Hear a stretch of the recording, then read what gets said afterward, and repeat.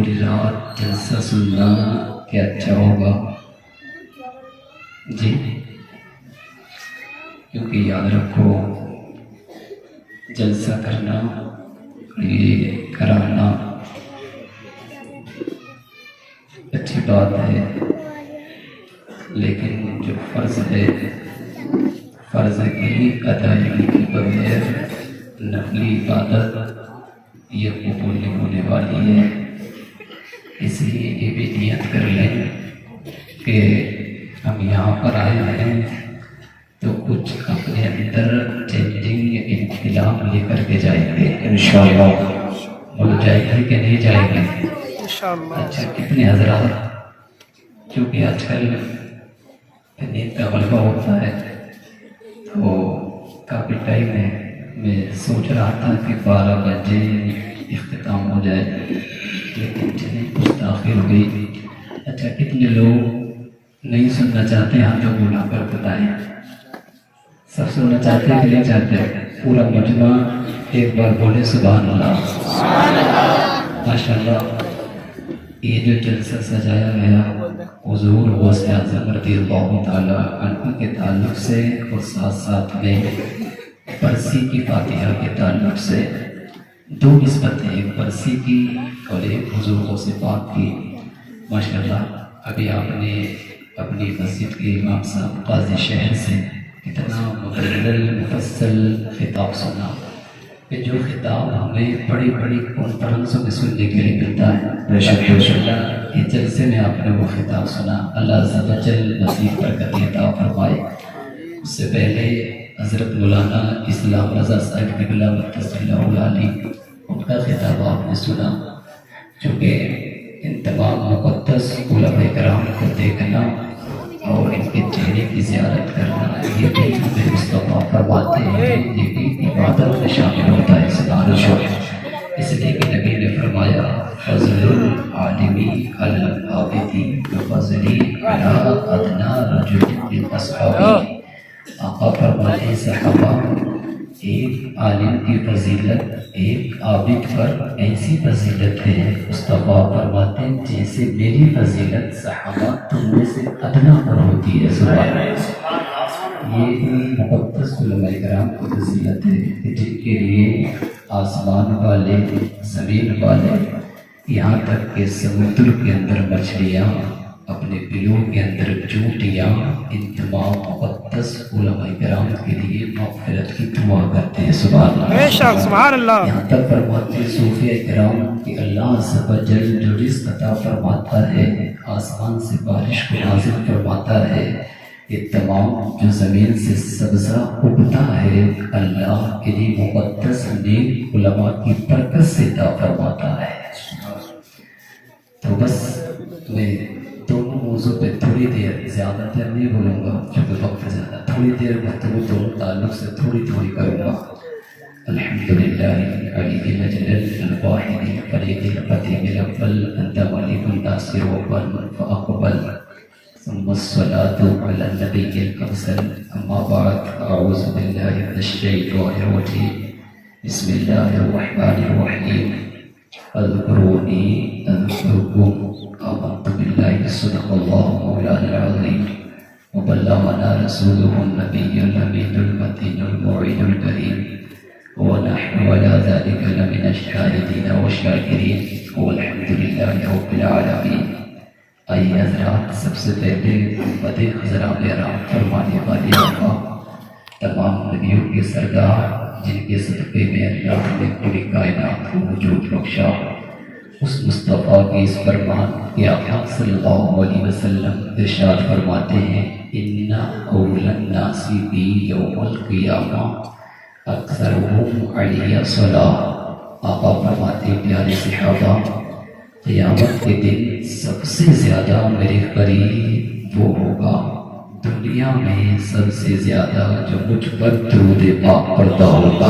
سبحان اللہ، سبحان اللہ۔ مجمع اس حدیث مبارکہ پر عمل کریں اور محبت سے اپنے غلامی کا سچا ثبوت پیش کریں تاکہ میدان محشر میں ہمیں ہمارے آقا کا قرب حاصل ہو۔ درود شریف پڑھیں، اللہ محمد صلی اللہ علیہ وسلم۔ نحن عباد محمد صلی اللہ علیہ وسلم صلاۃ و سلام علیک یا رسول اللہ صلی اللہ تعالی علیہ وسلم۔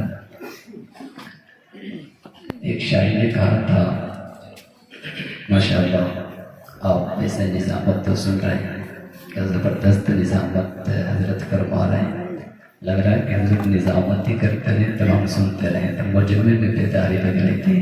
جی ہاں، اللہ مزید برکتیں عطا فرمائے۔ ایک تو شعر سنا دوں کیا؟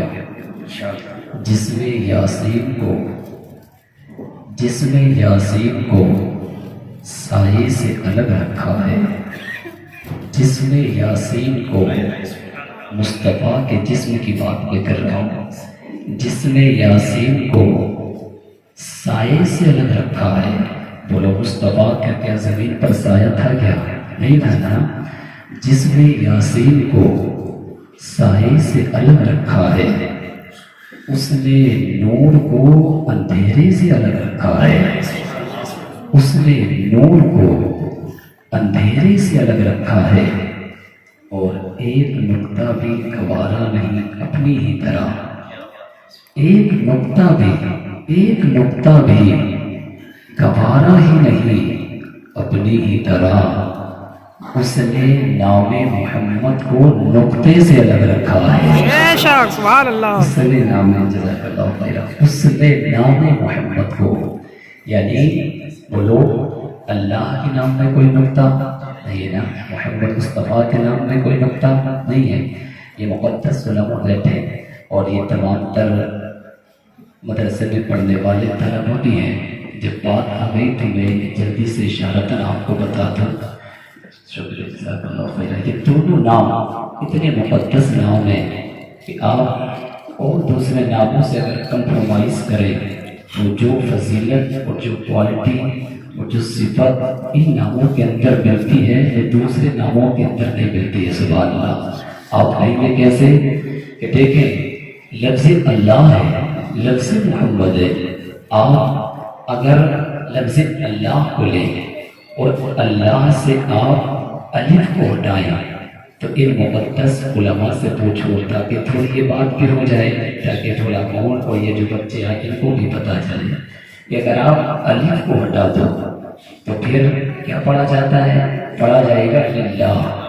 اس کا بھی معنی ہوتا ہے اللہ کے لیے، ایک ایک حرف آپ مائنس کرتے چلے جائیں تب بھی ایسا نہیں کہ اس کا کوئی معنی نہ ہو، تب بھی معنی بچے گا۔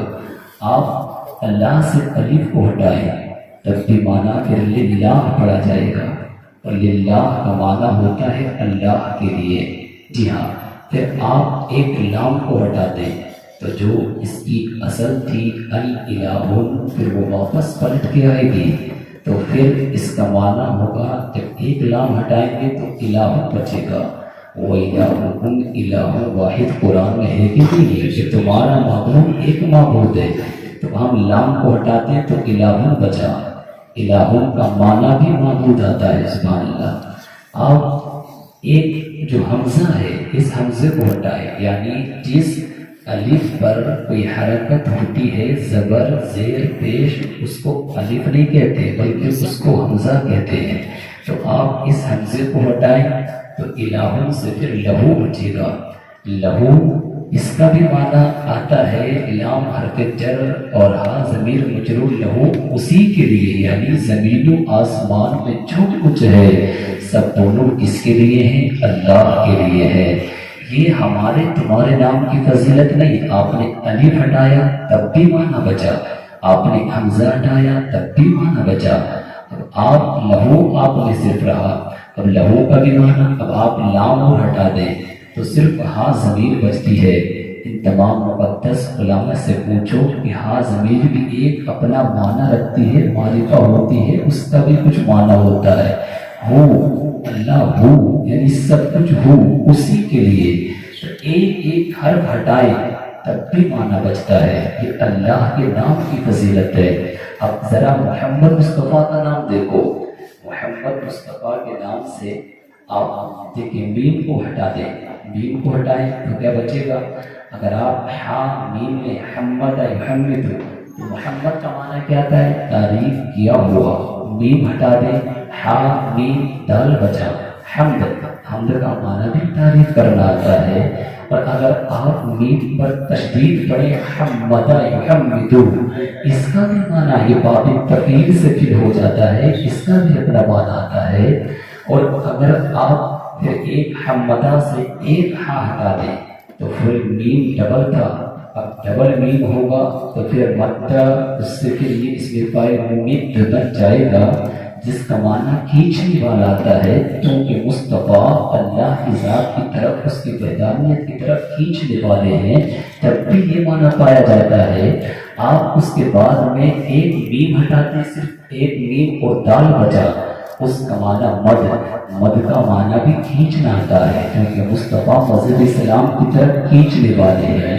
آپ اگر میم کو بھی ہٹا دیں صرف دال بچتا ہے، دال، ان سے پوچھیں دال کا معنی بھی ایک ہے، دال معنی رہنمائی کرنے والا، اس کا بھی معنی آتا ہے۔ یہ نام محمد اور نام اللہ کی فضیلت میں نے آپ کو بتائی، ایک ایک حرف مائنس کرتے چلے جائیں تب بھی ایسا نہیں کہ کوئی معنی نہ ہو، پھر بھی اس کا معنی ہماری سمجھ میں آتا ہے۔ سبحان اللہ۔ اچھا، بات سمجھ میں آ رہی ہے یا پھر یہ تھوڑی گاڑی بڑھ رہی ہے؟ جی آ رہی ہے نا؟ تو آپ ذرا بولیں، کیونکہ 12 بجے کے بعد پھر تقریر ہوتی نہیں، کرائی جاتی ہے نا۔ جی ہاں، تو آپ بولیں گے، تھوڑی دیر میں بولوں گا، چونکہ بتائیں آپ اور ہم یہ تمام کیوں آئے، تاکہ اللہ کا ذکر ہو، مصطفیٰ کا ذکر ہو، اللہ کے نیک بندوں کا ذکر ہو۔ پھر مشکات شریف کتاب رقاق صفحہ نمبر 440 پر پھر اللہ ارشاد فرماتا ہے، ان اللہ یقول ابن آدم تفرغ لعبادتی حوله صدرك غنا واسد فقرك وان لم تفعل ملأت يدك شغلا ولم اسد فقرك۔ واپس سے بولے سبحان اللہ۔ اللہ فرماتا ہے، اولاد آدم سے اولاد آدم، تم اپنے آپ کو میری عبادت میں لگا دو۔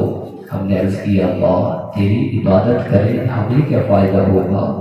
عبادت کا فائدہ رب فرماتا ہے، میرے بندو اگر تم اپنے آپ کو میری عبادت میں لگاؤ گے، وَأَسُدُّ فَقْرَكَ، تو میں تمہاری تمام محتاجیوں کو دور فرما دوں گا۔ سبحان اللہ۔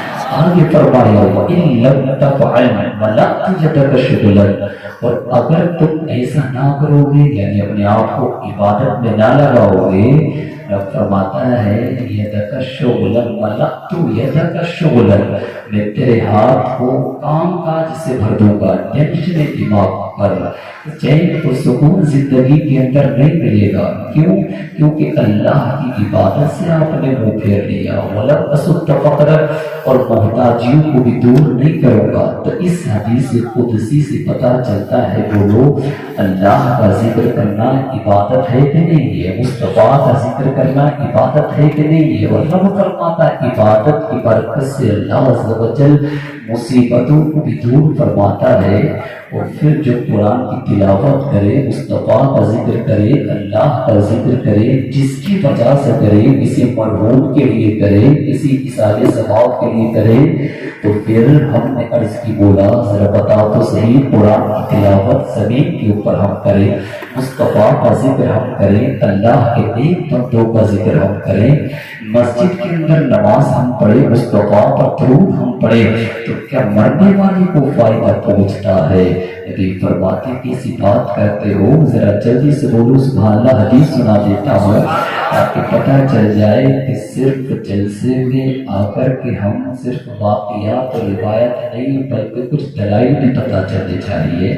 ان عائشہ ان رجلا اتى النبي صلی اللہ علیہ وسلم قیل یا رسول اللہ ان امی ابتلت نفسها ولم توصي واظنها لو تكلمت تصدقت افلها اجر ان تصدقت عنها۔ مصطفیٰ حضرت عائشہ بیان فرماتی، ایک شخص مصطفیٰ کی بارگاہ میں آیا اور آنے کے بعد عرض کی، یا رسول اللہ میری ماں کا اچانک انتقال ہو گیا، آقا اب اپنی ماں کے وصال کے بعد اگر کچھ صدقہ کروں آقا تو کیا مرنے کے بعد والدہ کو قبر کے اندر ثواب ملے گا؟ نبی فرماتے ہیں صحابہ کیسی بات کرتے ہو، ثواب کی بات کرتے ہو؟ تم کچھ بھی صدقہ کر دو اللہ عز و جل تم کو بھی ثواب عطا فرمائے گا، تمہاری والدہ کو بھی ثواب عطا فرمائے گا۔ اس لیے تو ہم نے کہا مصطفیٰ بتائے تو صحیح، قرآن کی تلاوت ہم کریں، مصطفیٰ کا ذکر ہم کریں، نماز ہم پڑھیں، کلمہ طیبات ورد ہم کریں، مصطفیٰ کی تعریف ہم کریں، ہمیں اور مرنے والے کو کیا فائدہ ہوتا ہے؟ آواز آتی ہے او میرے بندو، او میرے امتیو، کیا سوال تم کرتے ہو؟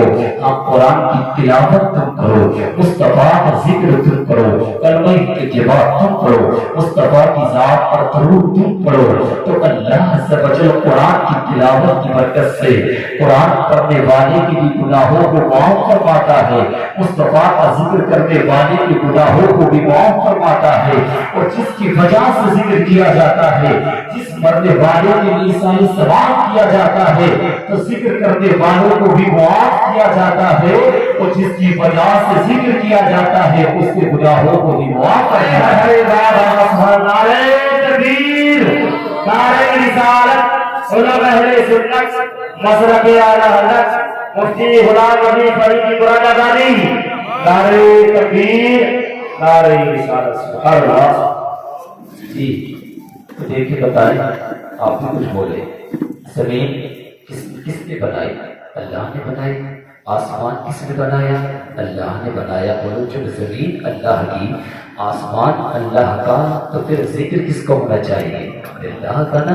جی ہاں، اس لیے جب آپ چلو تو اللہ کا ذکر کرو، آپ کھاؤ تو اللہ کا ذکر کرو، آپ اپنے جانوروں کو ذبح کرو تو اللہ کا ذکر کرو، آپ بستر پر لیٹو تو اللہ کا ذکر کرو، آپ جو بھی کرو، جب اس کو جو بھی نیک کام کرو اللہ کا نام لے کر کے کام کرو۔ اس لیے کہ جب اللہ کا نام لے کر کے کام کیا جاتا ہے تو اللہ عز و جل اس کام میں برکتوں کو داخل فرما دیتا ہے، سبحان اللہ۔ اس لیے دیکھیے جب زمین اللہ نے بنائی، آسمان اللہ نے بنایا، رب تو قادر مطلق ہے، رب چاہے تو زمین کو آسمان کر دے، آسمان کو زمین کر دے، لیکن بتاؤ تمام چیزوں کو بنانے والا، ہمیں اپنے ماں کے پیٹ کے اندر 9 مہینے تک زندہ رکھنے والی ذات، بولو کس کی ذات ہے؟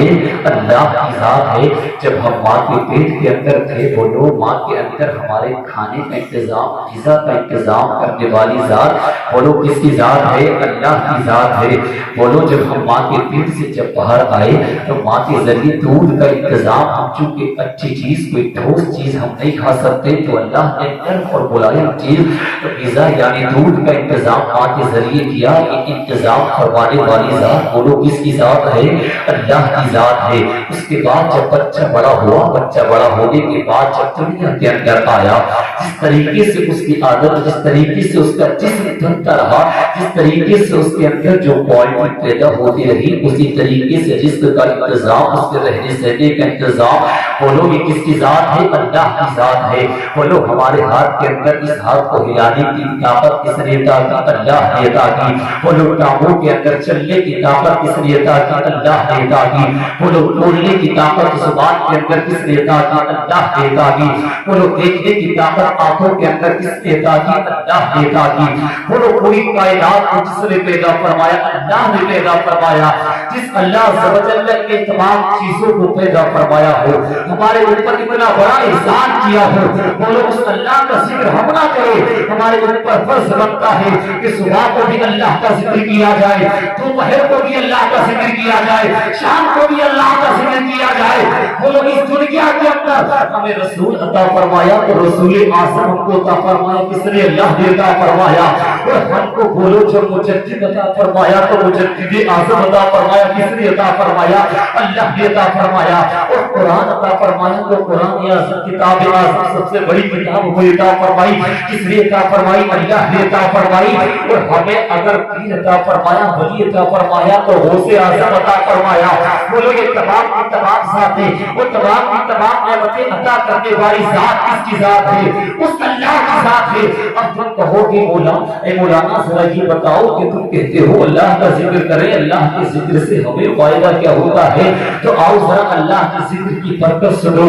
تمام کے تمام جتنے آئے زمین کے اندر چاند ہے، سورج ہے، ستارے ہیں، آسمان ہے، پہاڑ ہے، پتھر ہے، درخت ہے، سمندر ہے، یہ تمام کا تمام یہ سب بولو اللہ کا ذکر کرتا کہ نہیں کرتا؟ رب کہتا ہے سبح للہ ما فی السماوات و ما فی الارض، جو کچھ آسمان اور زمین کے اندر ہے سب اللہ کا ذکر کرتا ہے۔ جب مصطفیٰ نے دنیا میں آنے کے بعد جب اللہ نے اللہ کا ذکر کیا تو مصطفیٰ سے اللہ راضی ہوا۔ تمام آدم آئے تو اللہ کا ذکر کیا، شیش آئے تو اللہ کا ذکر کیا، ابراہیم آئے تو اللہ کا ذکر کیا، داؤد آئے تو اللہ کا ذکر کیا، حضرت یوسف آئے تو اللہ کا ذکر کیا، حضرت موسیٰ آئے تو اللہ کا ذکر کیا، حضرت عیسیٰ آئے تو اللہ کا ذکر کیا۔ اس کے بعد میں حضرت ابو بکر آئے تو اللہ کا ذکر کیا، حضرت عمر فاروق اعظم آئے تو اللہ کا ذکر کیا، حضرت عثمان غنی آئے تو اللہ کا ذکر کیا، حضرت مولا علی آئے تو اللہ کا ذکر کیا۔ اس کے بعد میں حضرت امام حسین آئے تو اللہ کا ذکر کیا، حسن آئے تو اللہ کا ذکر کیا، امام باقر آئے تو اللہ کا ذکر کیا، امام زین العابدین آئے تو اللہ کا ذکر کیا۔ اس کے بعد میں بغداد کی سرزمین پر حضور غوث اعظم آئے تو اللہ کا ذکر کیا، اجمیر کی سرزمین پر حضور خواجہ غریب نواز آئے تو اللہ کا ذکر کیا، صبر پاک آئے تو اللہ کا ذکر کیا۔ دامن کو پکڑا اور پکڑنے کے بعد میں کہا تھا ذرا یہ تو بتاؤ اللہ کا ذکر کیوں کرتے ہو، اللہ کا نام کیوں لیتے ہو؟ پہاڑوں پر جا کر، دریاؤں کے کنارے جا کر، پتھروں کو اٹھا کر، پتوں کو اٹھا کر، اور دھوئیوں سے تم جزاؤں کو اٹھا کر اس طریقے سے زندگی گزار کر کے تم اللہ کا ذکر کیوں کرتے ہو؟ ہاں کتنے غریب سے آواز آتی ہے تو میرے بندے کان کھول کر کے سنو، ہاں ہاں یہ میرا قانون ہے، یہ میرا فیصلہ ہے کہ دنیا کے اندر جانے کے بعد جو اللہ کا ذکر کرتا ہے، بولو غوث اعظم کو کتنے سال ہو گئے؟ 800 سال سے زائد ہو گئے، لیکن آج بھی پوری دنیا کے اندر غوث اعظم کا ذکر ہوتا کہ نہیں ہوتا؟ حضور خواجہ غریب نواز خواجہ غریب نواز کا ذکر ہوتا کہ نہیں ہوتا؟ صابر پاک کا ذکر ہوتا کہ نہیں ہوتا؟ اعلیٰ حضرت کا ذکر ہوتا کہ نہیں ہوتا؟ تاج الشریعہ کا ذکر ہوتا کہ نہیں ہوتا؟ میں پوچھنا چاہتا ہوں وہ جسپور کی سن کی زندت الوجود مسلمانوں ذرا بتاؤ تو صحیح، اگر ہمارے پردادا اگر ان کا انتقال ہوئے ابھی 30 سال تک، اگر 3 سال 4 سال ہوئے، میں نے ہاتھ پکڑ کر کے کہا ذرا بتاؤ تمہارے پردادا کی قبر کہاں ہے؟ بیٹا کہتا ہے ذرا کسی بات کرتے ہو پردادا کی قبر کا نام مجھے معلوم نہیں۔ میں نے کہا بتا غوث اعظم کی قبر کہاں ہے؟ وہ مار کر کہتا ہے بغداد کی سرزمین پر ہے۔ میں نے کہا جہاں تعجب کی بات ہے کہ جس دادا اور پردادا نے ماں باپ کے ذریعے تجھ کو جوانی عطا کی، تجھ کو مکان عطا کیا، تجھ کو زمین عطا کی، تجھ کو جائیداد عطا کی، تجھ کو تمام دولت عطا کی، تو اس داد کی قبر کو بھول گیا، اس دادا کی قبر کو بھول گیا، اس پردادا کی قبر کو بھول گیا، اس ماں کی قبر کو بھول گیا، اس دادی کی قبر کو تو بھول گیا۔ میں پوچھنا چاہتا ہوں ذرا بتا حضور غوث اعظم کی قبر کا تجھے کیسے معلوم ہے؟ حضور خواجہ غریب نواز کی قبر کا کیسے معلوم ہے؟ صابر پاک کی قبر کا کیسے معلوم ہے؟ اعلیٰ حضرت کی قبر کا کیسے معلوم ہے؟ تو یہ کہتا پڑھو قرآن، میں نہیں کہتا بلکہ قرآن کے اندر سے آواز آتی ہے تو میرے بچے کان کھول کر کے سنو، فاذکرونی اذکرکم، دنیا کے اندر جائے گا جو اللہ کا ذکر کرتا ہے قیامت تک اللہ عز و جل اپنے اس بندے کا ذکر کرتا ہے۔ پتہ یہ چلا دنیا کے اندر آنے کے بعد حضور خواجہ غریب نواز نے اللہ کا ذکر کیا، صابر پاک نے اللہ کا ذکر کیا، اعلیٰ حضرت نے اللہ کا ذکر کیا، غوث اعظم نے اللہ کا ذکر کیا، تو قرآن سے پتہ چلا کہ اللہ کا ذکر کو بلند کرتا ہے اللہ عز و جل اس کے ذکر کو بھیجا ہے۔ نعرہ تکبیر، نعرہ رسالت، علماء اہل سنت، مسلک اعلیٰ حضرت سرزمین جسپور مفتی غلام نبی فریدی، نعرہ تکبیر، نعرہ رسالت۔ سبحان اللہ سبحان اللہ، بہت خوب ماشاءاللہ۔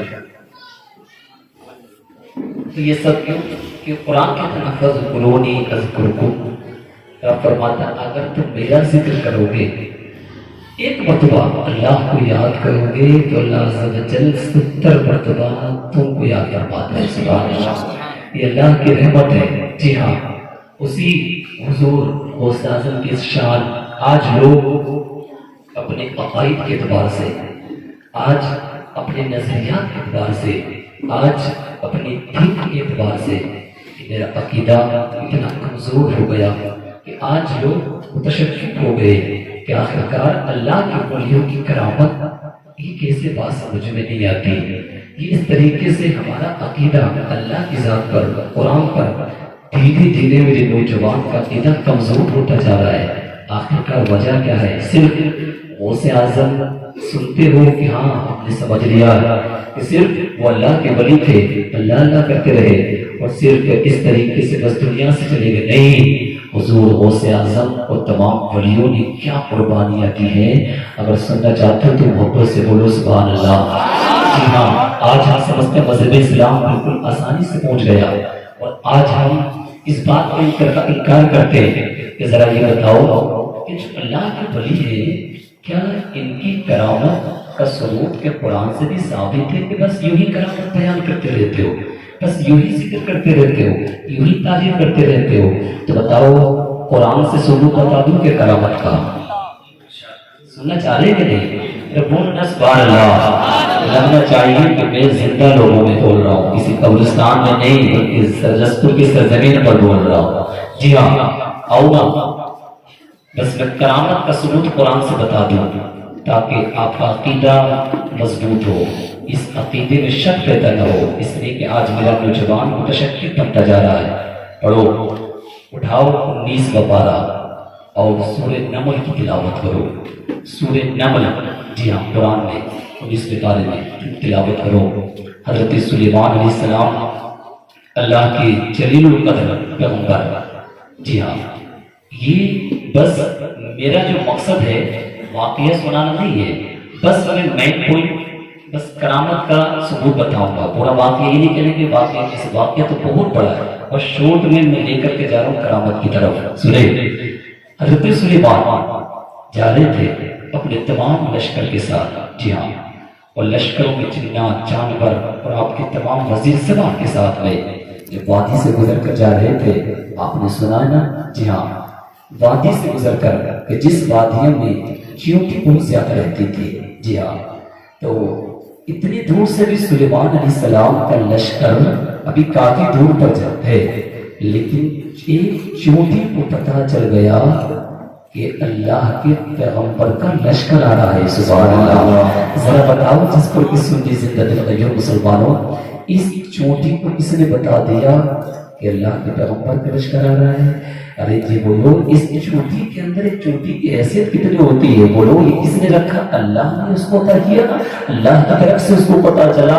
جب بتاؤ کہ جو اللہ عز و جل ایک چونٹی کو جب یہ طاقت اور یہ قوت ادا کرنے پر قادر ہے تو وہ اللہ عز و جل اپنے نیک بندے اشرف المخلوقات اللہ کے ولیوں کو کیوں طاقت ادا نہیں کر سکتا؟ ذرا سنو, ابھی ذرا میں بتا رہا ہوں آگے. چلیے اب ایک چونٹی, اور کہا جب چونٹی نے کہا نا اے چونٹیوں اپنے اپنے دلوں میں یا ایھا النمل ادخلوا مساکنکم, اے چونٹیوں اپنے اپنے دلوں میں گھس جاؤ. کہیں ایسا نہ ہو کہ سلیمان کا لشکر آ رہا ہے, کہیں ایسا نہ ہو کہ وہ ہم کو کچل ڈالے. اس کو معلوم کیوں تھا؟ چونکہ چونٹی تھی نا, چونٹی کی سوچ تو چھوٹی ہوگی. جی ہاں, جو جیسا ہوتا ہے اس کی ویسی سوچ ہوتی ہے. اسے کیا معلوم تھا کہ اللہ کے پیغمبر یہ نہیں کچھ لیں گے, لیکن پھر بھی ایک چونٹی کی آپ دیکھیں, اس کی بینائی دیکھیں, اس کی طاقت دیکھیں, اس کی پاور دیکھیں, اس کی قوت دیکھیں. چونٹی کو پتا چلا, لیکن بہرحال آگے آئیے. آگے آنے کے بعد پورا لشکر اب آیا. اس کے بعد ہمیں جب ایک لشکر پہنچا ایک وادی کے اندر, وتفقد الطير فقال ما لي ارى الهدهد. حضرت سلیمان نے تمام کا جائزہ لیا کہ جو میرے لشکر میں تمام جنات تھے, تمام درند تھے, تمام پرند تھے, تمام جانور تھے, وہ تمام کے تمام موجود ہے کہ نہیں. یہ دیکھا تو ہاں ایک پرندہ یہ تھا جس کا ذکر قرآن میں آیا, ہدہد. ہدہد کو جانتے کہ نہیں جانتے؟ ہدہد کو فرمایا وتفقد الطير فقال ما لي ارى الهدهد. مجھے کیا ہوا کہ میں ہدہد کو نہیں دیکھ رہا ہوں, ہدہد نظر نہیں آ رہا ہے. کہا ہدہد یا تو میرے پاس آ جائے ورنہ میں اس کو سخت سزا دوں گا, یا پھر وہ کوئی روشن دلیل روشن نشانی میرے پاس لے کر کے آئے.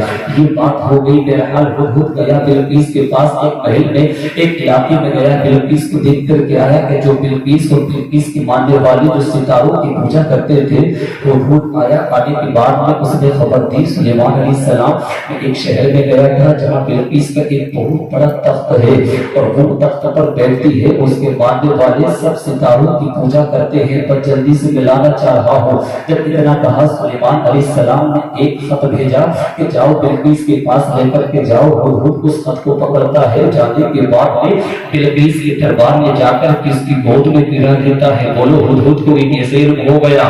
بولو کسے ہوا؟ ایک اللہ کے پیغمبر کی بات چھوڑو، جب ہدہد مانتا ہے، یہ پرند مانتے ہیں، جب پرند کو اتنی عقل اور اتنی طاقت اتنی پاور اس کے اندر آ گئی تو وہ لوگ اللہ کے ولیوں کے اندر، اللہ کے نبیوں کے اندر کیسے نہیں آ سکتی؟ لیکن ذرا سنو، اس کے بعد میں کہا تھا حضرت سلیمان نے جو بتایا آ کر کے اس کے پاس ایک تخت ہے، حضرت سلیمان کا دربار لگا ہوا تھا۔ حضرت سلیمان نے کہا تھا ذرا یہ بتاؤ کہ بلقیس، پورا واقعہ مختصر کر کے کہ بلقیس میرے پاس آنے والی ہے اور کئی ہزار میل کی دوری پر کافی لمبا تخت ہے، کافی بھاری تخت ہے، وہ تخت اس کے آنے سے پہلے مجھے کون لا کر کے دے گا؟ قال ائتیکم من الجن، ایک عفریت جو جن ہے وہ کھڑا ہوا اور کھڑا ہونے کے بعد میں کہتا ہے اے حضرت سلیمان علیہ السلام اس تخت کو میں لا کر کے دے دوں گا۔ کتنی دیر میں؟ کہا تھا آپ کی مجلس برخاست ہونے سے پہلے لگا کر کے لا کر کے دے دوں گا۔ حضرت سلیمان نے کہا تو نیچے بیٹھ جا، مجھے اپنی مجلس برخاست ہونے سے پہلے، اس سے بھی پہلے مجھے تخت چاہیے۔ تو بولو قال الذی عنده علم من الکتاب، تو ایک شخص کھڑا ہوا جس کے پاس کتاب کا علم تھا، اس نے کہا تھا وہ کھڑا ہوا اور کھڑا ہونے کے بعد میں کہتا سلیمان وہ تخت میں لا کر کے دے دوں گا۔ حضرت سلیمان علیہ السلام نے کہا کتنی دیر میں لا کر کے دے دو گے؟ فرمایا انیر تب تک ایک طرف پلک جھپکنے سے پہلے وہ تخت لا کر کے دے دوں گا۔ اٹھاؤ تفسیر سمرقندی اٹھاؤ، تفسیر مدارک التنزیل اٹھاؤ، تفسیر جلالین اٹھاؤ، تفسیر بیضاوی اٹھاؤ، تفسیر صراط الجنان اٹھاؤ، تفسیر خزائن الرفان الذی عنده علم من الکتاب، جس کے پاس کتاب کا علم یہ ہے تو تمام تفسیروں سے پتہ چلتا ہے کہ حضرت سلیمان علیہ السلام کے ایک وزیر جن کا نام ہے آصف بن برقیہ، یہ حضرت سلیمان علیہ السلام کی امت کی ایک ولی ہے۔ ایک جن کہتا ہے آپ کی مجلس، آپ کا جلسہ ختم ہونے سے پہلے میں تخت لا کر کے دے دوں گا، لیکن آصف بن برقیہ کہتے پلک جھپکنے سے پہلے تخت لا کر کے دے دوں گا۔ اب تمام کے تمام محدث علماء آج یہ شہری امام صاحب کے پاس آؤ اور آنے کے بعد میں کہو امام صاحب ذرا یہ بتاؤ امتیں تو اس سے پہلے اور بھی آئی تھی، آدم کی امت آئی تھی، شیس کی امت آئی تھی، نوح کی امت آئی تھی، ابراہیم کی امت آئی تھی، کہ ان امتوں میں بھی کہ اللہ کے ولی ہوتے تھے کہ نہیں ہوتے تھے؟ امام صاحب خطبہ لیں گے کہ جی ہاں ان امتوں میں بھی اللہ کے ولی ہوتے تھے۔ تو ذرا پوچھو، ذرا بتاؤ کہ اتنی امتیں تشریف لائی، تمام امتوں میں سب سے افضل کس امت کے ولی ہوتے ہیں؟ تو حضرت جواب دیں گے سب امتوں میں، تمام کی تمام امتوں میں افضل، سب سے افضل جو ولی ہوتے ہیں وہ اس امت نبی کی امت کے ولی افضل ہے۔ تو مجھے کہنے دیا جائے جو آدم علیہ السلام کی امت کے ولیوں سے افضل مصطفیٰ کی امت کے ولی، حضرت شیس کی امت سے افضل مصطفیٰ کی امت کے ولی، حضرت ابراہیم کی امت سے افضل مصطفیٰ کی امت کے ولی، حضرت نوح کی امت سے افضل مصطفیٰ کی امت کے ولی، حضرت سلیمان کی امت سے افضل جب مصطفیٰ کی امت کے ولی ہے تو مجھے کہنے دیا جائے جب سلیمان علیہ السلام کی امت کا ایک ولی جب پلک جھپکنے سے پہلے جب اتنی ہزار میل دوری سے جب تخت کو لا سکتا ہے اور مصطفیٰ کی امت کے ولی تو تمام امتوں سے افضل ہے، تو مصطفیٰ کی امت کے ولی اگر کسی نے اولاد کو کہہ دے اللہ اسے اولاد عطا فرما دے تو اس کی تقدیر یا کہ اولاد نہیں ہوتی تو اللہ ان کے کہنے سے ان کو اولاد عطا فرما دیتا ہے۔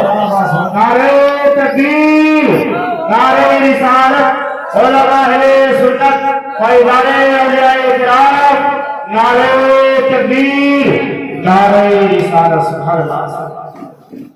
بولے تو کرامت کا ثبوت قرآن سے ہوا کہ نہیں ہوا؟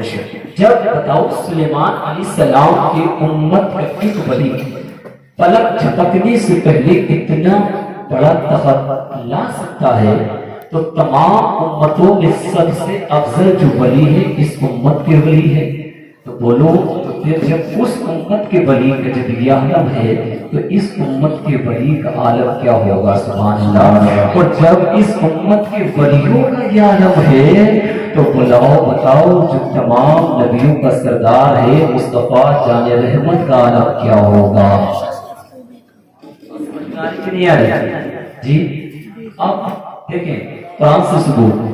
اب حضور غوث اعظم رضی اللہ تعالیٰ کی تھوڑی سی ذرا سیرت سنے اور بس میں باقی اپنا ختم کروں کہ حضور غوث اعظم رضی اللہ تعالیٰ رمضان شریف کی 1 تاریخ کو حضرت دنیا کے اندر آئے اور آنے کے بعد میں پورے بغداد کے اندر چلان کے اندر شور مچ گیا کہ آج روزہ ہے کہ نہیں ہے، روزہ ہے کہ نہیں ہے۔ لیکن یہ حضور غوث اعظم کی شان ہے کہ پیدا ہوتے ہی آپ نے روزہ رکھنا شروع کر دیا، اس لیے کہ جو اللہ کے ولی آتے صرف اس لیے نہیں آتے تاکہ زندگی گزار کر کے چلے جائے، بلکہ اس امت کے جو ولی آئے ہیں وہ اللہ کا قانون جاری کرنے کے لیے، اللہ کا پیغام بندوں تک پہنچانے کے لیے، بندوں کو سنوارنے کے لیے، بندوں تک اللہ کا پیغام پہنچانے کے لیے، تاکہ بندے سیکھیں اور اپنی زندگی میں کچھ چینجنگ اور انقلاب لائے۔ یہ بچہ حضور غوث اعظم جب نجران کے اندر پیدا ہوتا ہے تو پہلے ہی یہ روزہ رکھنا شروع کر دیتا ہے، اپنے ماں کے دودھ کو پینا بند کر دیتا ہے۔ تو میری قوم کے نوجوانوں، یہ حضور غوث اعظم کی شان ہے کہ جو پیدا ہوتے روزہ بھی رکھ رہے ہیں، اور حضور غوث اعظم کی شان ہوتی ہے کہ جو 40 سال تک عشاء کے حضور سے فجر کی نماز کو بھی پڑھتے رہے۔ آج لوگ اعتراض کرتے ہیں آخرکار ان سے کرامت کا ثبوت کیسے ہو جاتا ہے؟ کرامت کا ثبوت صرف بہت سے خاص نہیں ہوا، بلکہ مصطفیٰ کے خلیفہ حضرت عمر کی بارگاہ میں جان اور جانے کے بعد میں پوچھو عمر ذرا تم بتاؤ کہ اللہ کے ولیوں سے کرامت کا ثبوت ہوتا کہ نہیں ہوتا؟ حضرت عمر فاروق اعظم کہتے ہیں اور لوگوں اگر مجھ سے پوچھنا چاہتے ہو سنو، ایک دریا سارا خوش ہو جاتا۔ لوگ حضرت عمر کے پاس آئے اور آنے کے بعد میں عمر ذرا بتاؤ تو صحیح ہمارا دریا خوش ہو جاتا ہے اور ہر سال ایک لڑکی کو لے جا کر ذبح کرتے ہیں، اس کا خون پیش کرتے ہیں، اس کے بعد دریا جاری ہوتا ہے۔ حضرت عمر خلیفۃ المسلمین، حضرت عمر کو جب اتنا پتا چلا، حضرت عمر نے ایک خط لکھا اور لکھنے کے بعد میں کہا تھا اور میرے ماننے والوں اور میرے خلیفہ خلافت کے اندر اپنی زندگی کو بسر کرنے والوں، میرا خط لے کر کے دریا کے پاس چلے جاؤ اور دریا سے کہے گا اور دریا اگر تو اپنے حکم سے جاری ہوتا ہے تو یا تو تیرا ہے یا تو خوش ہو جا، اور اگر اللہ کے حکم سے چلتا ہے تو ترنت جاری ہو جا، اور کسی لڑکی کو ذبح نہیں کیا جائے گا، اور کسی لڑکی کو قتل نہیں کیا جائے گا، اور کسی لڑکی کا خون نہیں بہایا جائے گا۔ اور قیامت کا انکار کرنے والوں، اللہ کے ولیوں کی شان میں توہین کرنے والوں، آؤ عمر فاروق اعظم کی بارگاہ میں۔ حضرت عمر فاروق اعظم نے ایک خط لکھا اور خط پر لکھ دیا اور دریا اگر اپنی وجہ سے چلتا ہے، اپنی مرضی سے چلتا ہے تو خشک رہے مت جاری ہو، اگر اللہ کے حکم سے چلتا ہے تو جاری ہو جا۔ جانے کے بعد میں خط کو دریا کے اندر ڈالا۔ اللہ اب بتاؤ دریا کے اندر اس دریا کو کس نے بتا دیا کہ عمر فاروق اعظم کا خط ہے؟ اس کو کیسے پتا چلا کیا لکھا ہے؟ اس کو کیسے علم ہو گیا کہ اس پر لکھا کیا ہے؟ اتنا لکھنا تھا اور دریا کو اس پرچے پر اس دریا کے اندر ڈالنا تھا جیسے اس پرچے کو دریا کے اندر ڈالنا ہے۔ لوگ بیان فرماتے ہیں جیسے خط کو ڈالا ہے وہ دریا جو 1 سال سے خشک تھا، پرچہ ڈالنے کے بعد وہ دریا جاری ہو گیا ہے، مجھے مارنے لگا ہے۔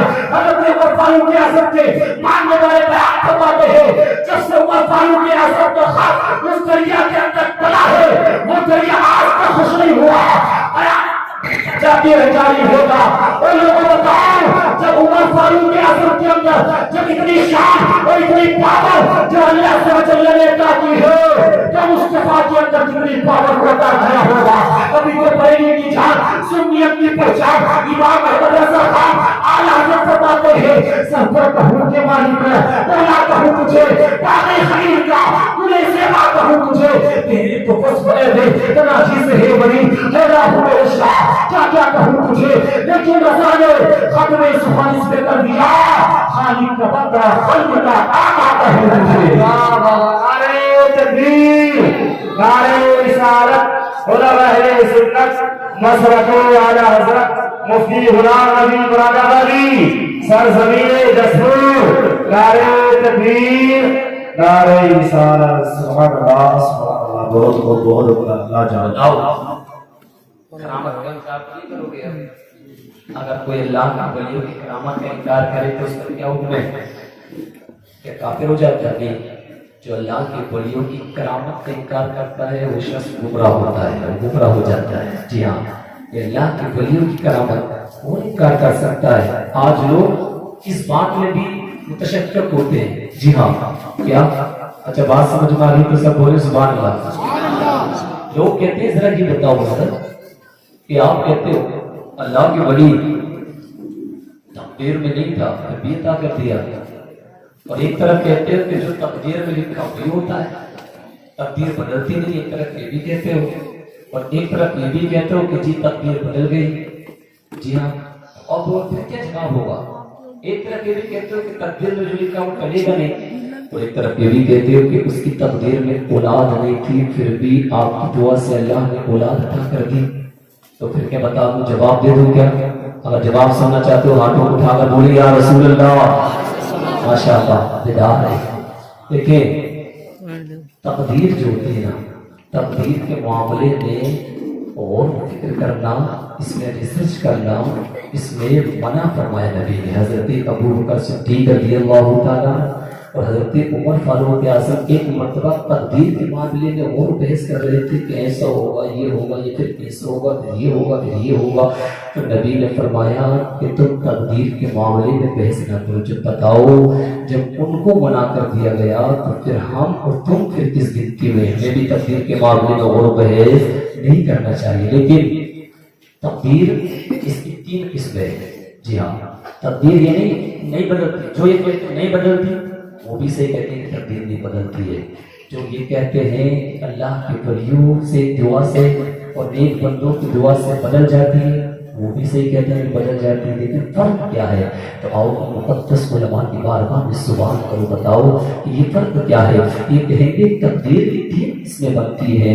ایک قضاء، ایک مبرم حقیقی ہوتی ہے. جی ہاں، جو مبرم حقیقی جو پہلی قسم ہے جو اللہ عز و جل کے علم الہی میں صرف اللہ کے علم میں ہے، وہ تقدیر نہیں بدلتی ہے. اس لیے کہ جب آپ کہیں گے کیا مطلب کیسے؟ فور ایگزامپل، جب حضرت نوح علیہ السلام جب قوم پر جب عذاب آیا تھا آپ نے کتنی بڑی کشتی تیار کی تھی، لیکن ذرا بتاؤ کہ حضرت نوح علیہ السلام کا جو بیٹا تھا وہ غرق ہوا تھا کہ نہیں ہوا تھا؟ وہ ڈوبا تھا کہ نہیں ڈوبا تھا؟ لیکن حضرت نوح نے دعا کی تھی، بولا یہ تو میرا بیٹا ہے اس کو تو بچا لے، یہ نہ ڈوبے.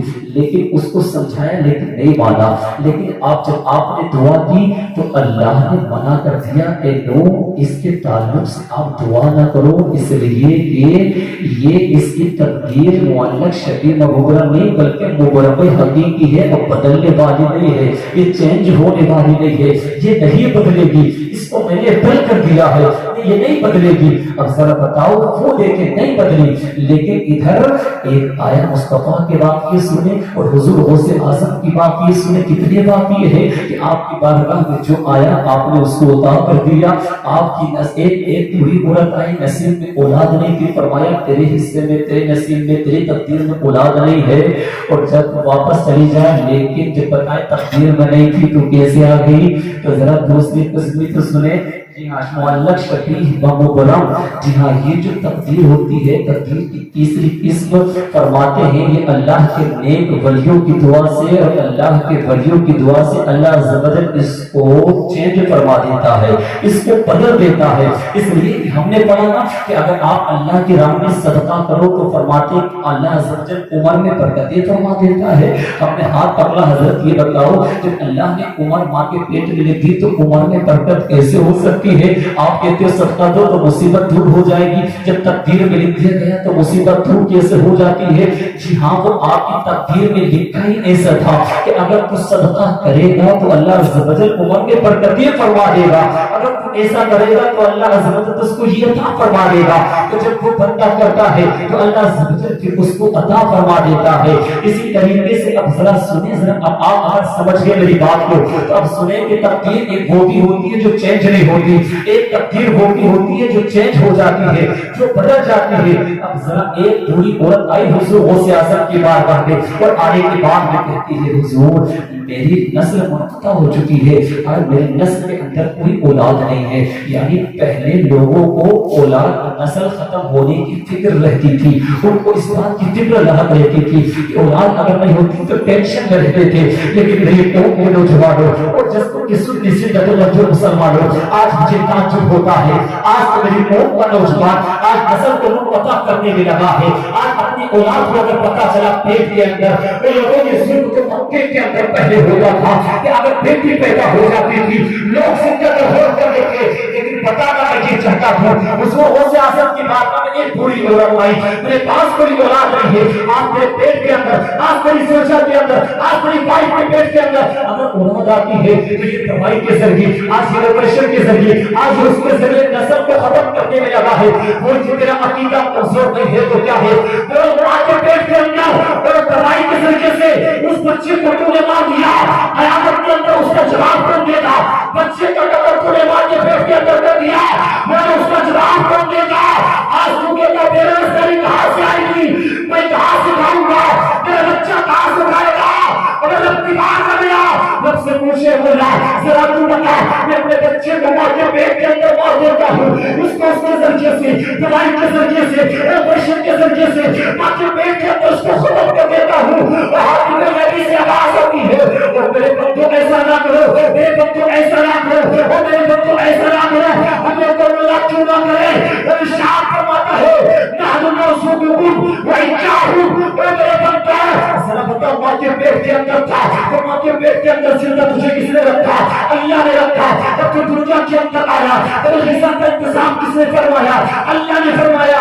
ارشاد فرماتا ہے بے روزگاری کی وجہ سے بچے کو نہ مارو, اس لیے کہ جان رکھو ہم تم کو رزق عطا فرماتے ہیں اور تمہارے بچوں کو رزق ہم اللہ سبحانہ و تعالی. نعرہ تکبیر, نعرہ رسالت, علماء اہل سنت, ہاتھ اٹھا کر مسلک اعلی حضرت سرزمین جسپور مفتی غلام نبی فریدی مراد آبادی, نعرہ تکبیر, نعرہ رسالت. سبحان اللہ سبحان اللہ. دیکھیں یہ بوڑھی عورت حضور غوث اعظم کی بارگاہ میں آئی, قرآن کی بات نے کہا حضور غوث اعظم میری کوئی اولاد نہیں, کوئی نسل نہیں, آپ دعا کر دیں. حضور غوث اعظم نے دیکھا کہ تیری تقدیر میں تو کوئی اولاد نہیں ہے. کہا اچھا تقدیر میں کوئی اولاد نہیں ہے. اب پوری مایوس ہو گئی. کہا حضور غوث اعظم میں آپ کی بارگاہ میں اس لیے تو آئی کہ کوئی اولاد نہیں ہے, آپ دعا کر دیں. اللہ جلدی سے سنے. اب بتائیں آج لوگ انکار کرتے ہیں, آج لوگ جو اپنا عقیدہ کمزور کر رہے ہیں, آج لوگ متشکک ہو رہے ہیں, آج لوگ مزبذب ہو رہے ہیں, آج لوگ سوئے کلبی بن رہے, آج لوگ غیر مذہب اور لوگوں کی طرف جا رہے, آج لوگ اپنے آپ سے ہٹ کر کے ان کو بھی اچھا سمجھ رہے, ان کو بھی اچھا سمجھ رہے. یاد رکھو جو مصطفیٰ کا غدار ہوگا, جو اللہ کے ولیوں کا غدار ہوگا, یاد رکھو کبھی وفادار نہیں ہو سکتا. اس لیے کہ کہتے ہیں محمد کی محبت دین حق کی شرط اکبر ہے, اسی میں ہو اگر خواہی تو سب کچھ نامکمل ہے. حضور غوث اعظم کی زبان سے نکلنا تھا اور مائی جا اللہ سمجھت تیرے نصیب کی گیارہ بیٹی عطا فرمائے گا. اتنا زبان سے حضور غوث اعظم کی زبان سے نکلنا تھا. ان میں دیکھتے دیکھتے ایک سال گزرا.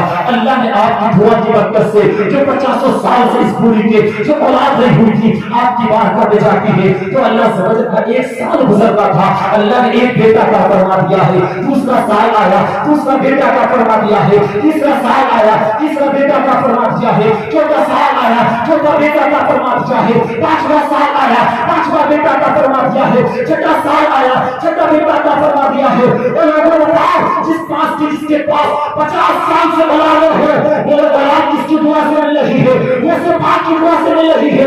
لیکن کون کہتا ہے کہ اللہ کے ولیوں کے پاس جانے سے کچھ نہیں ملتا؟ کون کہتا ہے یہ دعائیں قبول نہیں ہوتی؟ کون کہتا ہے اس سے ماننا شرک ہے؟ کون کہتا ہے اس سے کی بارگاہ میں جانا شرک ہے؟ کون کہتا ہے بدعت ہے؟ کون کہتا ہے ناجائز ہے؟ کون کہتا ہے حرام ہے؟ لاؤ میرے پاس, میں اس کو جواب دوں گا. اور لوگوں نے یاد رکھو جہاں ڈاکٹر فیل ہو جائیں, جہاں پروفیسر فیل ہو جائیں, جہاں بڑے بڑے ہاسپٹل اپنے تمام کو توڑ دے, جہاں مریض ہاسپٹل کے اندر پڑا ہو, بیٹے کی 50,000, बेटे के पास 50,000, 1,00,000, 1 करोड़ रुपए बाप के पास लगाने के लिए तैयार, लेकिन डॉक्टर ने इलाज कर दिया, डॉक्टर ने नपास कर दिया। तमाम हॉस्पिटल वालों ने अपने हाथ जोड़ कर लिए, हम इसका इलाज नहीं करते, लेकिन कसम रब्बे काबा की वहीं पर हाथी पर लड़ी से आवाज आती है, ओ लोगों जहाँ किसी को शिफा न मिलती है तो अल्लाह के वलियों के मज़ार पर जाए, इनके वसीले से दुआ मांगे। इसलिए कि रब फरमाता है जो मेरा बंदा बन जाता है, जो मेरा दोस्त बन जाता है, जो मेरी इबादत करता है, जब वो अपनी जुबान से बोलता है, जुबान उसकी होती है, कलाम मेरा होता है, हाथ उसका होता है, इशारा मेरा होता है, कान उसकी होती है, ताकत मेरी होती है, आंखें उसकी होती है, लेकिन पसीना मेरी होती है। वो अपनी जुबान से अल्फाज को बाहर नहीं निकालता है, लेकिन अल्लाह से वजन निकालने से पहले उसकी दुआ करता है। अरे हरे वाह वाह वाह, सुभान नारे तकबीर, नारे रिसालत, उलमा अहले सुन्नत, मसलके आला हजरत फैज़ादे औलिया इकराम, नारे तकबीर, नारे रिसालत, सुभान अल्लाह। जी बोले अल्लाह की वली से करामत का सबूर होता कि नहीं होता है? सब बोले होता है। जी हाँ, कितनी करामतें आप जरा देखें ना, सिर्फ ये तो हुजूर वज़ादत की शान है, कितनी सीरत, और आप अल्लाह के वलियों की कितनी करामतें उठा करके देख रहे हैं। तमाम अल्लाह के वलियों कितने बेशुमार करामतें, जब सुनते हैं तो दिल चाहता है कि इनकी करामत सुनते रहे और मजमा खत्म ना हो, इसलिए कि इंसान के रूह को ताज़गी मिलती है। आज लोग कहते हैं हमारी बात समझ में नहीं आती, 11वीं को 11वीं क्यों कहते, 11वीं क्यों करते, 12वीं क्यों करते, स्वयं क्यों करते, तीजा क्यों करते, 40 पर क्यों करते। हमने कहा बेवकूफ, जरा तेरी समझ में नहीं आती, समझना चाहता है तो आज शहर के पास आके समझाएंगे क्यों करते। इसलिए कि याद रख ये नाम है 11वीं 12वीं स्वयं तीजा 10वां 40वां 30वां, सब ये नाम है, लेकिन तमाम का मकसद क्या है बोलो? मिसाले सवाब है, अल्लाह का जिक्र होता है। फॉर एग्जाम्पल आपको मैं समझा देता हूँ जहन से, माइंड से करीब करने के लिए। आप खाना खाते कि नहीं खाते? सुबह को भी खाते हैं, दोपहर को भी खाते हैं, शाम को भी खाते हैं। अब देखिए मिसाल जितनी जल्दी आपके समझ में आएगी, बात समझ में आ जाएगी, लेकिन जरा बोलो इंग्लिश मीडियम में पढ़ने वालों, सुबह के खाने को आप क्या कहते हो? ब्रेकफास्ट कहते हो, दोपहर के खाने को लंच कहते हो, और शाम के खाने को डिनर कहते हो। मैंने कहा जरा ये तो बताओ कि खाना तो सुबह में भी खाते हो, दोपहर में भी खाते हो, शाम में भी खाते हो, जरा ये बताओ, लेकिन तुम सुबह के खाने का नाम तुमने ब्रेकफास्ट रख दिया, दोपहर के खाने का नाम तुमने लंच रख दिया, और शाम के खाने का नाम तुमने डिनर रख दिया। आखिरकार वजह क्या है? मतलब तो एक ही है, खाना खाना बोल देते हुए खाना खाता हूँ। हाँ हाँ हजरत बात तो समझ में आ रही थोड़ी थोड़ी, मैं थोड़ी थोड़ी नहीं पूरी समझा करके जाऊंगा। मैं कहना तो यही चाहता हूँ बेवकूफ, हमारे भी सिर्फ नाम तो है, हम 10वां कह देते हैं, 20वां कह देते हैं, 40वां कह देते हैं, तीजा कह देते हैं, स्वयं कह देते हैं, कभी 11वीं कह देते हैं, कभी छठी शरीफ कह देते हैं, कभी 12वीं कहते हैं, लेकिन तमाम का तमाम मकसद जैसे तेरा खाना खाना होता है, इसी तरीके से हमारा मकसद अल्लाह का जिक्र करना होता है, मुस्तफा का जिक्र करना होता है, अल्लाह के नेक वलियों का जिक्र करना होता है, अल्लाह के मुकद्दस वलियों का जिक्र करना होता है, की तिलावत होती है, मुस्तफा की हदीस पढ़ी जाती है। तो लोग तमाम जिक्र अस्कार करना नाजायज है या जायज है? तो फिर देवबंदी भी कहता है, वहाबी भी कहता है, मुकल्लिद भी कहता है, जो नहीं मानता जो भी कहता है। हजरत बात तो सही है, अल्लाह का जिक्र करना तो अच्छी बात है, मुस्तफा का जिक्र करना तो अच्छी बात है, कुरान की तिलावत करना तो अच्छी बात है, दुरूद शरीफ पढ़ना तो अच्छी बात है, कलमे का जिहाद कबूल करना तो अच्छी बात है। मैं कहता हूं जब तमाम की तमाम अच्छी बातें हैं, अबे 11वीं में हम यही करते हैं, तो पता चला कि 11वीं करना भी तो अच्छी बात है, करना भी तो अच्छी बात है, और छठी शरीफ करना भी तो अच्छी बात है, तीजा करना भी अच्छी बात है, 20वां करना भी अच्छी बात है, 40वां करना भी अच्छी बात है। इसलिए ये तमाम से मकसूद अल्लाह का जिक्र होता है, और जो बंदा अल्लाह का जिक्र करता है तो कुरान कहता है अला बिज़िक्रिल्लाहि तत्मइन्नुल कुलूब। जो बंदा अल्लाह का जिक्र करता है दुनिया के अंदर की चैन मिलता है, और मरने के बाद क़यामत तक कब्र के अंदर भी चैन मिलता है। वाह वाह वाह, सुभान अल्लाह, नारे तकबीर, नारे रिसालत, उलमा अहले सुन्नत, मसलके आला हज़रत मुफ्ती गुलाम नबी फरीदी, सरज़मीन जसपुर, नारे तकबीर, सुभान अल्लाह। बताओ दलाइल समझ में आ रही कि नहीं आ रही? आ रहे ना, बात आसानी से समझ में आ रही है ना? जी हाँ।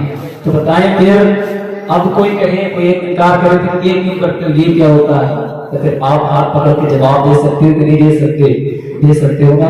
लेकिन देखिए अब वक्त हो चुका, बस अब मैं जरा ये बता दूं मेरे को, ये जलसे जो हो रहे हैं ये तमाम की तमाम महफिलें जो कर रहे हैं, यहाँ पर मुक़द्दस उलमाए किराम आए, ये सब कुछ हो, आप तक एक पैगाम पहुंचे, लेकिन ये हमारा जुब्बा फाड़ने से, ये माइक तोड़ने से, ये कुर्सी तोड़ने से ये हमारा कुछ फायदा नहीं होगा। जब तक आप अपने आप को चेंज करने की कोशिश नहीं करेंगे, जब तक आप अल्लाह के वलियों की सीरत को जानने से पहले, उनकी तमाम किरदार और बिरयानी लुटाने से पहले, मुर्गा ज़िबा करने से पहले, इन तमाम चीजों को करने से पहले जरूरत इस बात की है कि उनकी सीरत को भी अपना लो, उनकी सीरत से अपने सीनों को रोशन कर लो। इसलिए की कामयाबी तभी होगी ताकि हम उनकी सीरत पर अमल करके अपनी जिंदगी को गुजारे। इसलिए आज मेरी कौम का तो ये हाल हुआ। आज जिनते अभी जिक्र सुना, अभी बाइक पर सवार हुआ, हमने कहा था जरा सुनो, जब आप सवार हो तो अल्लाह का जिक्र किया करो, और जब रात को सोया करो तो अपने गुनाहों से तौबा करके सोया करो। इसलिए कि ना जाने कौन सी आखिरी रात आए और हमारा इंतकाल हो जाए, तो जरा बताओ फिर हमारा हाल क्या होगा। हो सकता कि तौबा करके तुम सो गए तो अल्लाह ज़वजल उसकी बरकत से तुम्हारे गुनाहों को माफ फरमा दे। इसलिए कि मुस्तफा फरमाते हैं अत्ताइबु मिन ज़ंबि कमल्ला ज़ंबला, अल्लाह ज़वजल तौबा जब कोई बंदा करता है उसके गुनाहों को ऐसे माफ कर देता है जैसे उसने कोई गुनाह किया ही ना हो। आप कहेंगे इसका फायदा क्या होगा, जल्दी से सुने। एक शख्स बहुत गुनहगार था, जरा बता दें कि अल्लाह का वली, आप 5 वक्त की नमाज पढ़े, 24 घंटे इबादत करें, रोजा रखें, लेकिन अल्लाह के वली आप नहीं बन सकते, हम नहीं बन सकते, ये नहीं बन सकते। इसलिए कि अल्लाह का वली बना नहीं जाता है, बल्कि अल्लाह जिसको वली बनाता है वही बनता है। ये तो अल्लाह के फजल से बनता है, इंसान अपनी मेहनत से नहीं बनता। एक इंसान बहुत गुनाहगार, बहुत सियाहकार, मैंने जो कहा ना तौबा करके सोया करो, उसकी जरा बरकत सुने। एक इंसान बहुत गुनाहगार, बहुत जालिम, तमाम गांव वालों पर जुल्म करता, गांव वालों ने उसका पानी लिया और खाना लिया और शहर के बाहर ले जाकर के उसको शहर बदल कर दिया, शहर के बाहर डाल दिया। अल्लाह, शहर के बाहर डाला था, इतने में जब देखा उसका अचानक धीरे धीरे उसका खाना खत्म हुआ, पानी खत्म हुआ, जब तमाम चीजें खत्म हो गई, लागर हो गया, कमजोर हो गया, न हाथ काम कर रहा है, न टांगे काम कर रही है, न आंखें काम कर रही है, न ये जिस्म काम कर रहा है। जज्बों की सुन्नी जिंदगी मुसलमानों, जरा बताओ हम क्यों नहीं सोचते, कभी आप नरम बिस्तरों पर सोते हो, कभी लाइट बंद करके कमरे, कभी ये भी सोच लिया करो इस कमरे के जब हाई में जब कितना कर लगता है, लोग कब्र में कितना कर लगेगा, कब्र में फिर क्या होगा। बोलो एक दिन तो ना जमीन रहेगी, ना आसमान रहेगा, ना चांद रहेगा, ना सूरज रहेगा, ना सितारे रहेंगे। जब तमाम चीजें बना हो जाएंगी तो बोलो फिर किस बात पर खबर करते हो। दुनिया में क्या हमेशा रहना है, एक दिन क्या करना नहीं है, एक दिन क्या उस दुनिया को छोड़ करके जाना नहीं है, तमाम चीजों को छोड़ करके जाओगे तो फिर अल्लाह का जिक्र क्यों नहीं करते, मुस्तफा का जिक्र क्यों नहीं करते, उस अल्लाह का नाम क्यों नहीं लेते, नमाज में क्यों अदा नहीं करते। इस नौजवान को शहर से बाहर डाल दिया गया। अल्लाह जब इसके पास खाना खत्म हो गया, कमजोर हो गया, बीमारी लाहिक हुई, और जैसे बीमारी लाहिक होना थी, अब जैसे इसका हाथ और सब काम करना बंद किया, इसने अल्लाह की तरफ रो लगाई, बड़ा गुनहगार था, कहा मौला तेरी रहमत में तो कोई कमी नहीं हो सकती, अगर मुझको माफ कर दे, अगर मेरे गुनाहों को माफ दे। मौला तू तो गफूर रहीम है, तू तो रहमान है, रहीम है, कोई कमी नहीं हो सकती। मौला तू तो माफ करने को आ जाए तो तू तो लाखों को माफ कर दे। मौला एक गुनहगार को माफ कर देगा तो क्या कमी हो जाएगी। अल्लाह जरा सुनो, तौबा की बरकत, जरा मोहब्बत से बोलो सुभान अल्लाह। अब जरा सुनो, अचानक ये तौबा कर रहा था, इसका इंतकाल हो गया, रूह परवाज हो गई। अब जैसे रूह परवाज हुई, इधर हाथी के रबी से आवाज आई, मूसा जाओ अपने कौम को लेकर के चले जाओ, एक बियाबान जंगल में एक अल्लाह का वली रहता है, उसकी नमाज जनाजा को अदा करो।